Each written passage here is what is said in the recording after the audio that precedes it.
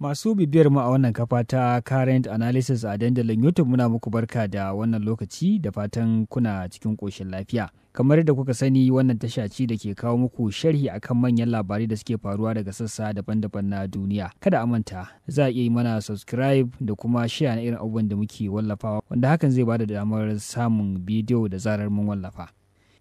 To a yau za mu tattauna ne akan labarin nan da ya karaɗe kafafen yatsa labarai da kuma shafukan sada zumunta, wato labarin da ƙasar Iran ta kai hari kan ƙasar Isra'ila. Muna tare da ƙwararre mai fashin baki akan harkokin diplomasiya da sauran al'amuran yau da kullum, wato Comrade Ibrahim Ibro Gyaɗe-Gyaɗe, wanda da shi ne za mu kalli wannan batu. Comrade, barka da wannan lokaci, kuma kai tsaye za mu shiga sharhin gadan-gadan. A ƙasar Iran ta tabbatar da cewa ita ce ta ƙaddamar da hare-hare a ƙasar Isra'ila ta hanyar amfani da makaman roka da kuma jirage marasa matuƙa. Wasu suna ganin sanarwar da dakarun juyin juya hali ta ƙasar Iran ɗin ta fitar ta ce an harba jirage marasa matuƙa ne sama da guda 50 da kuma makamai masu linzami zuwa cikin yankin ƙasar ta Isra'ila. Ya kake kallon wannan hari da Iran ta kai wa Isra'ila daidai lokacin da ake ganin Isra'ila ita ta matsa kaimi a kai hare-hare a yankin Gaza na ƙasar Isra'ila ɗin? Wato hakikanin gaskiya dama kuma kowa ya san abin da ya faru ranar 1 ga watan Afrilu, ranar da ita Isra'ila ta kai hari ga ofishin jakadanci na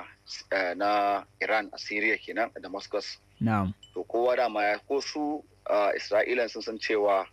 Iran ba ta bar wannan abin ya wuce a haka ba. Kuma tun daga wannan lokaci su ma Iran din sun fito sun yi alkawarin cewa sun yi bazanar cewa za su ɗauki matakin da ya dace na ramuwa. To kuma wannan abin bai zo da mamaki ba, kuma bai zo da wani abu daban ba. Dama kowa ya kwana da sanin cewa wani abu sai ya biyo baya. Hakikanin gaskiya abin da ya faru a ranar 1 ga watan Afrilu da muke ciki, hari ne wanda aka kai wa ofishin jakadancin a Iran a Syria, wanda ya kashe mata dakarun sojoji manya-manya, kuma sun yi alkawarin cewa za su mataki na ramuwa, wanda shi ne a shekaran jiya suka ɗauki hari na rokoki da jirage marasa matuki guda wurin 300, wanda zai ci dogon zango kafin ya isa Isra'il ɗin kenan, wanda kuma a ƙarshe a cikin daren jiya wannan rokoki suka dira a garin Tel Aviv na Isra'il, wanda kuma ya musu barna sosai, wanda a safiyar yau ɗin nan wani mai magana da yawon sojojin na Isra'il ya fito ya ce akwai wajen mutum 12 sun samu raunuka munana sakamakon wannan hari da aka yi. A safiyar nan ya fito da sanarwar cewa an samu mutum kusan 12 sun samu munanan raunuka sakamakon wannan hari da Iran ta kai a shekarun jiya kenan, wanda kuma a jiya dare ya sauka, domin shi wannan missile da aka yi da drones da aka harba suna cin dogon zango ne, suna ɗauka awanni kafin su dira a Isra'il, domin an jebo su ne awanni masu yawa kafin jiyan su sauka kenan, kuma dama sun ɗauka cewa za su ɗauki awanni kafin su dira a Tel Aviv kenan, kuma abin da ya faru kenan. Wannan abu ya sauka kuma ya yi musu mummunan barna, wanda kuma ko a kwanaki ko a jiya ko a satin da muke ciki su Isra'ilan sun sanar da cewa a kulle dukkanin makarantu. Sun ce dole suna tsammanin harin ramo gaya zai biyo baya kamar yadda suka yi tsammani tun daga abin da ya faru a 1 ga watan da suka kai harin can Syria a Damascus, ofishin jakadancin ita Iran din. To sun san cewa wani abu zai iya biyo. To su aka a satin da ya gabata duk wasu makarantu manya da ƙanana sun ba da umarnin cewa a rufe su. Ba wani activities na makarantu da zai ci gaba, da babu wani education activities zai ci gaba matukar ba a ga me zai faru, ba san me zai iya je dawo ba. To wanda kuma a satin da ya gabata din da akwai wani General Lloyd Austin, sakataren tsaron Amurka, shi ma saboda tsabar rainin hankali ya ga alharin da ake ciki a Gaza, irin abin da yake faruwa, kuma dama su kansu Iran suna jan haushin abin da yake faruwa, don kuma su ne kasa ta farko wanda suke ganin suna nuna yatsa tsakaninta da Isra'il, saboda na ganin abubuwan da ake wa mutanen Gaza, mutanen Palestine ba daidai bane ba. To shi wannan General Austin din sai fito yake cewa shi har yanzu bai ga wani abu na genocide da ake a Gaza ba, wani harin wani ma'ana kisan kiyashin da ake a Gaza ba. Wani shi ne kara hura wutar abin da ke faruwa, saboda me ita Isra'il yan gaban goshi ce, suna da magoya ba irin su America, irin su Ingila da sauransu, su Faransa da sauransu, suna da wannan goyon bayan. to kuma ga irin takun sakar da yake faruwa tsakanin Amurka da Iran da irin sakun da yake faruwa tsakanin Amurka da Rasha. To duk wannan abubuwa ne wanda zai kawo ma'ana rigingimu wanda suke ba su abin nan ba. Kuma sannan ita kanta Amerika a wannan karan ta bakin shi shugaban kasar Amerika din ya fito ya ce za su goya wa Isra'ila baya duk irin harin da Iran ta kai wa Isra'il za su goya mata baya. Kuma hakikanin gaskiya kowa ya ga irin jiragen yaƙi na ruwa da Amerika ta turawa a Isra'il da kuma irin jirage marasa matuki da ta turawa gudunmuwar ta turawa Isra'il ko da irin harin zai zo to za su san matakin da za su dauka na ramuwa. Wato shirin ko ta kwana kenan. Shi ma wani jami'in gwamnati na Iran din ya fito ya ja kunnen Isra'il da kawayenta cewa kada su kuskura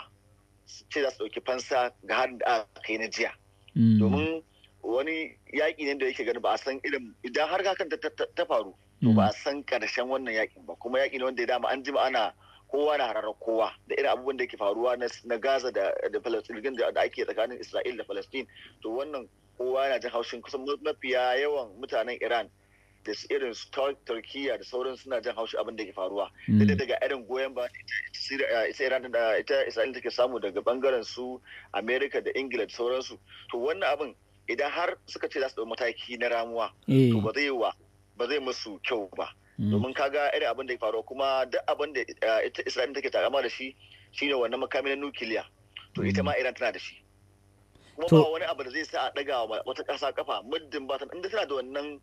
makami na nukiliya to shikenan tana da damar za ta iya taka rawarta ba wanda ya sai ce mata dan me. To kaga yanzu su Isra'il za su ji tsoron ramuwa ga saboda sun san cewa Iran tana da wannan makami na nukiliya, su ma suna da shi. To duk wani makami mai haɗari da take din takama tana da shi ita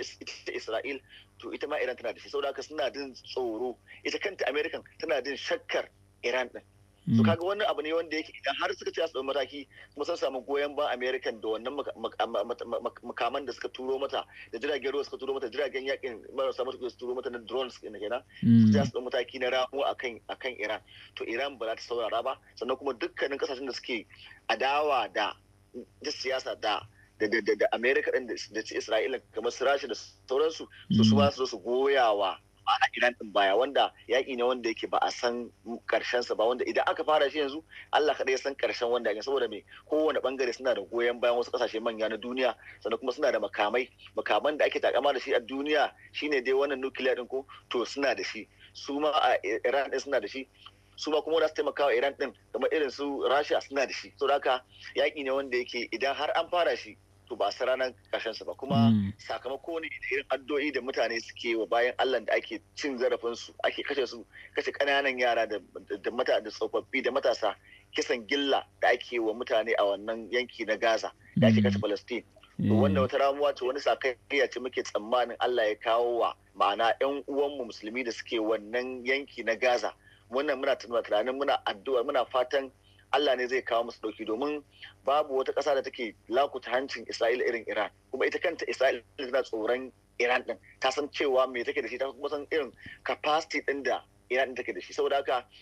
idan har suka kuskuren ɗaukan mataki na ramuwar to wani abu ne da zai ɗauki dogon lokaci ana bugawa, asarar rayukan da za a yi ba da kuma irin abubuwan da za a dauka ba. To kuma ana ganin me kake tsammanin zai faru idan Amurka kamar da ka faɗa ta goya wa Isra'ila baya, ita kuma ƙasashe irin China da Rasha suka goya wa Iran baya, zai iya zama abin nan da wasu suke cewa yakin duniya na uku zai iya barkewa kenan? Gaskiya akwai hasashen haka, domin kana gani manyan kasashe ne da gagga wanda kuma kamar yadda na faɗa suna da manya-manyan makaman da duniya take takama da su. So idan har hakan ta faru tabbas ana iya tsammanin, ana iya tunanin cewa yakin duniya ne na uku zai iya faruwa, domin daga irin abubuwan da yake faruwa da kuma irin abubuwan da suke kasancewa dangane da irin waɗannan yaƙi da yake da wanda manya-manyan kasashe da kuma kasashen da suke takama da makaman nukiliya, to tabbas cewa akwai hasashen hakan za su iya kasancewa. Domin kaga irin abubuwan da yake faruwa, manya-manyan kasashen duniya sun fito sun goyi baya abin da Isra'ila take yi a Gaza. sannan kuma su ma irin China da irin su Rasha da suke goyi su Iran din sun fito da irin su Turkiya sun fito sun kalubalanci irin abubuwan da ake yi amma dai ba su matakin da ya kamata ba. Amma wannan abin da aka yi na Iran, wannan abin da su dauka na mataki na ramuwar gayya da aka yi mata a Syria, to wannan idan har ita kanta a Syrian da magoya bayanta suka ce za su rama abin da aka yi, to su ma waɗancan abokan Iran din za su ɗauki matakin ramuwa su ma, to shine abin da ake tsammanin zai iya zamantowa ma yakin duniya na uku. Kuma gashi an kamo hanya, muddin ba su ɗauki wannan jan kunan da Iran ɗin ta yi masa ba, suka ɗauki niyyar cewa za su zo su rama ko su ramuwar gayya, to an kama hanyar faɗawa yakin duniya na uku. Kuma dukkan kasashen da suke goya, dukkan wannan manyan kasashe da suke goya wa Iran din da suke goya Isra'ila baya, za ka ga kasashe ne wanda suke manya-manya, suna da kuɗi, suna da makamai, sun zama jan wuyan da za su iya bugawa da kowace ƙasa. So gaskiya zai iya zamantowa shine yakin duniya na uku. Kuma dole sai an yi takatsantsan, saboda me za a samu asarar rayuka masu ɗimbin yawa da irin abubuwan da ba a taɓa gani ba. Kuma shine abin da ake ta faɗa tuntuni, a jawo ita Majalisar Ɗinkin Duniya ta jawo Isra'ila kunnen cewa a haƙura da wannan cin zarafin da ake wa bayan Allah da basu gani ba, wanda suke raunana basu gani ba, ana kai masu wannan abin. So kuma gashi Isma Hezbollah